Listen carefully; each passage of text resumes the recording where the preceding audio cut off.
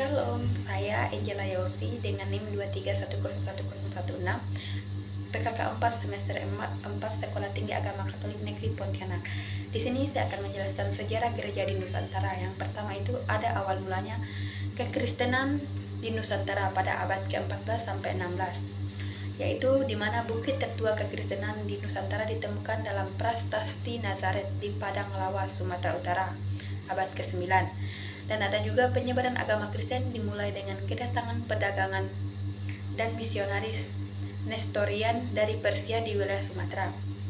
Pada abad ke-16, misionaris Portugis terutama dari Ordo Dominikan dan Yesus mulai menyebarkan agama Katolik di Maluku setelah Portugis menguasai wilayah itu pada tahun 1511. Dan yang kedua itu ada perkembangan gereja Katolik di era kolonial Portugis abad ke-16. Pada tahun 1534, Franciscus Xaverius dari Ordo Yesus tiba di Maluku untuk membaptis banyak penduduk lokal.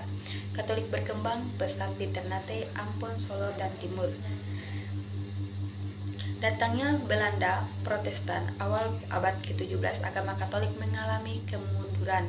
Belanda mengusir para misionaris Portugis.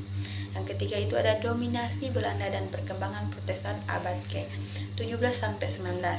Di sini Belanda berhaluan Calvinus membawa agama Protestan ke Nusantara.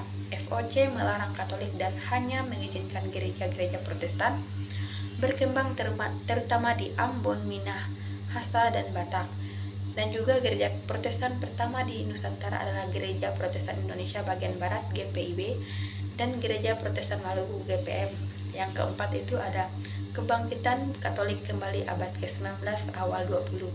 Belanda mencabut larangan terhadap Katolik pada tahun 1859. Misionaris Katolik dari Serikat Yesus Ordo Kapusin OFK dan Serikat Misi Hati Kudus MSC kembali datang, dan juga Katolik berkembang di Flores, Kalimantan, dan Jawa. Pada tahun 1923 didirikan Vikariat Apostolik Batavia menjadi cikal bakal Keuskupan Agung Jakarta. Dan yang kelima itu adalah gereja di masa kemerdekaan dan pasca kemerdekaan abad ke-20 sampai sekarang. Indonesia merdeka pada tahun 1945. Gereja Katolik dan Protestan berkembang pesat. Umat pribumi menjadi pemimpin gereja adat pada tahun 1967. Kardinal pertama Indonesia Julius Darmaja SJ. Ada juga organisasi Konferensi Wali Gereja Indonesia atau KWI dan Persekutuan Gereja-Gereja di Indonesia. Gereja di Indonesia berkembang dengan berbagai keuskupan dan sinode yang membangun pendidikan sosial dan pelayanan pastoral bagi umat. Sekian pemaparan materi tentang sejarah gereja di Nusantara. Shalom dan terima kasih.